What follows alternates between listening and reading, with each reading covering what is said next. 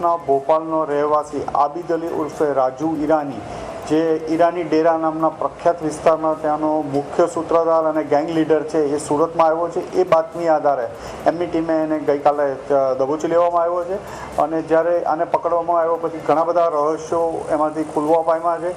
રાજુ ઈરાની ઉર્ફે રહેમાન ડકેતના નામથી પણ ત્યાં ભોપાલમાં પ્રખ્યાત છે અને એના વિરુદ્ધ અસંખ્ય ગુનાઓ છે અને હાલમાં એની પૂછપરછ ચાલુ છે. સુરતમાં કોઈ ગુનાને અંજામ આપે એ પહેલાં જ સુરત પોલીસ દ્વારા, સુરત ક્રાઇમ બ્રાન્ચ દ્વારા એને પકડી પાડવામાં આવેલ છે. ભોપાલનો રહેવાસી આબિદ અલી ઉર્ફે રાજુ ઈરાની, જે ઈરાની ડેરા નામના પ્રખ્યાત વિસ્તારમાં ત્યાંનો મુખ્ય સૂત્રધાર અને ગેંગ લીડર છે, એ સુરતમાં આવ્યો છે. એ બાતમી આધારે એમની ટીમે એને ગઈકાલે દબોચી લેવામાં આવ્યો છે અને જ્યારે આને પકડવામાં આવ્યો પછી ઘણા બધા રહસ્યો એમાંથી ખુલવા પામ્યા છે.